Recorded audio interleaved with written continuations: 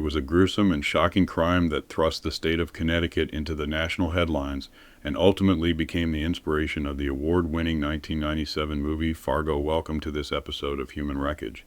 Let's get into it.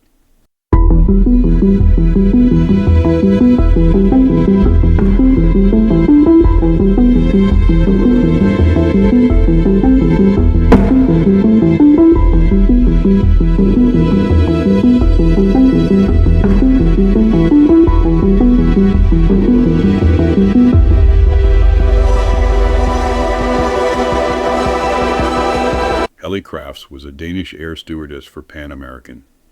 Richard Crafts was a pilot for Eastern Airlines.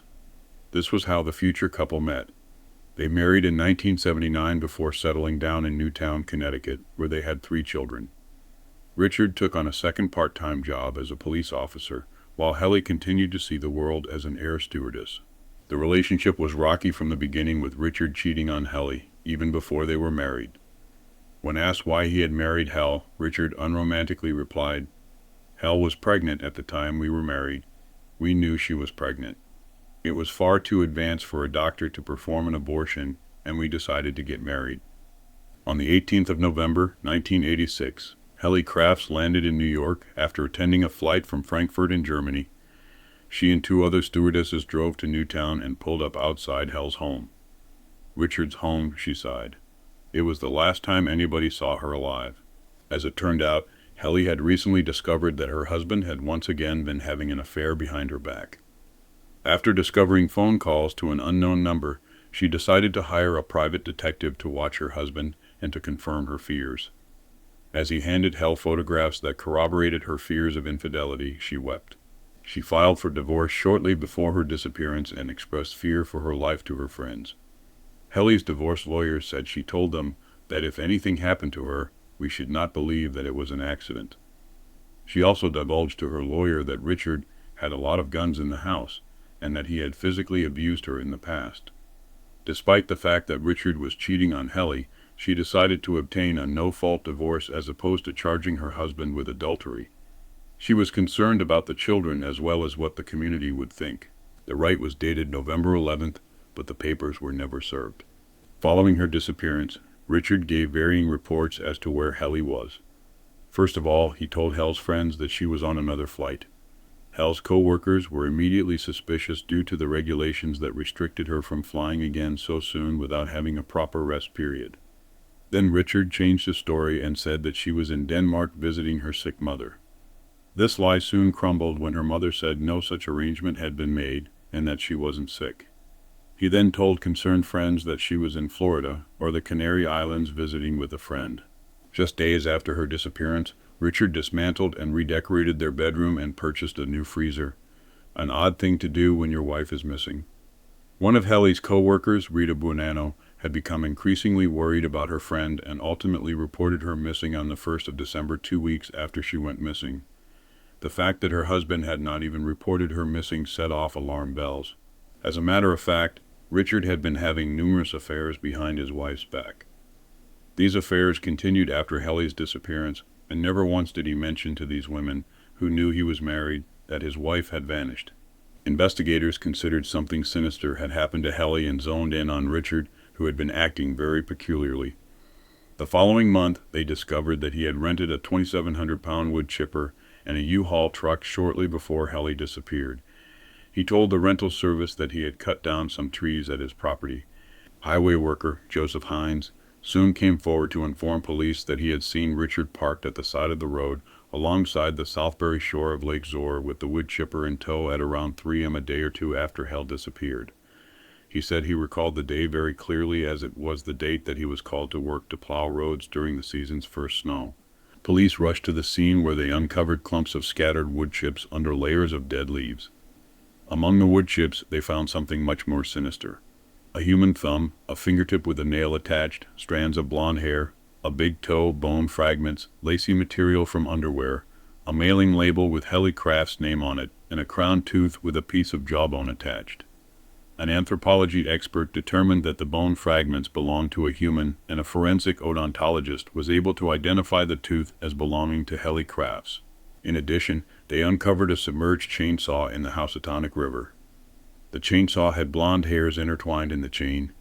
Investigators were also able to retrieve a blood-stained carpet from inside the home.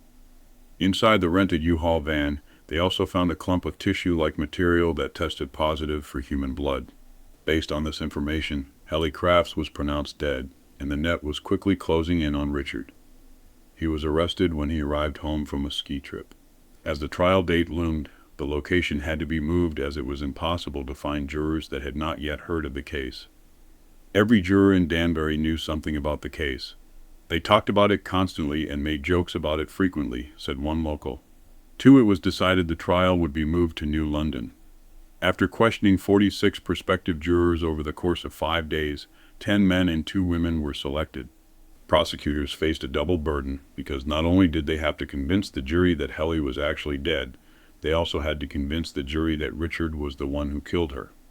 There was no physical body after all. The motive, they argued, was that Richard didn't want to get a divorce.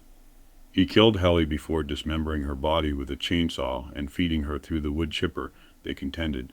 During his trial, the couple's housekeeper, Dawn Marie Thomas, told the courtroom that on the day of Helle's disappearance, Richard had allowed her to go home early. She also said how she had witnessed the couple have an argument just several days before the disappearance. Dawn also testified that Richard had removed a freezer and a carpet with a large black stain from their home just a couple of days after Helle disappeared. When Dawn asked about the peculiar stain, Richard told her that he had spilled kerosene on it and that he didn't want her to clean it. Richard was clearly unaware that kerosene does not leave a stain. It would leave an odor, sure, but it would be like spilling water. The following day, the carpet was gone.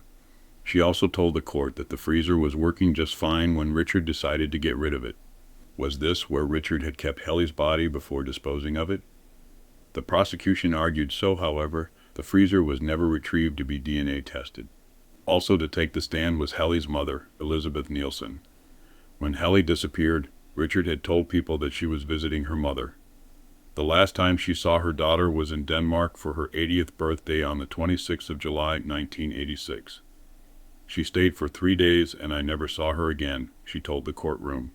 A piece of evidence was a letter that Helle had written to her mother in which she says, "I told Richard I want a divorce." This letter also references that Richard was seemingly unhappy about the idea. Southbury policeman Richard Wildman told the courtroom that he had seen Richard on the 21st of November. Wildman said that he had been leaving work at around 4 a.m. when he saw Richard. He was parked in a school parking lot near the police station with a U-Haul truck and a wood chipper. Wildman knew Richard as they worked together in the police station. I asked him, "What the hell are you doing with the wood chipper?" And he said some limbs had come down around his house during the previous snowstorm, and he was cleaning them up, Wildman said. The chainsaw that was discovered submerged in the Housatonic River connecting Newtown and Southbury was entered as evidence. The manager of Darien Rental Service, Peter Grosbeck, was the man who hired the wood chipper to Richard. When on the stand, he told the court that when Richard returned the wood chipper, he couldn't help but notice a chainsaw inside the truck. "I can't be sure it's this chainsaw, but it looked like this one," he said. The prosecution contended that Helle was terrified of her husband and that she feared for her life. Testimony from Helle's friend, Susan Lawston, said that she had expressed fear for her safety from conversations and dealings she had with Richard and was concerned that he may harm her. Lawston also told the court that Richard had physically abused Helle before and that he lied about his colon cancer returning as a ploy to make her cancel the divorce.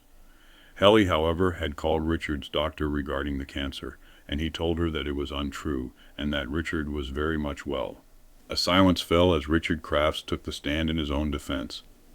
Dressed in a blue shirt and a striped tie, 50-year-old Richard stared towards his attorney as he answered questions about his wife. When asked if he had used a chainsaw or a wood chipper to kill his wife, he calmly replied, "No, sir, I did not." The jury were sent away to make their decision, but after 17 days of deliberation, the judge declared a mistrial. One of the 12 jurors refused to continue marathon deliberations. A second trial was scheduled for the following year. This time, the prosecution was able to successfully argue that Helle had been murdered.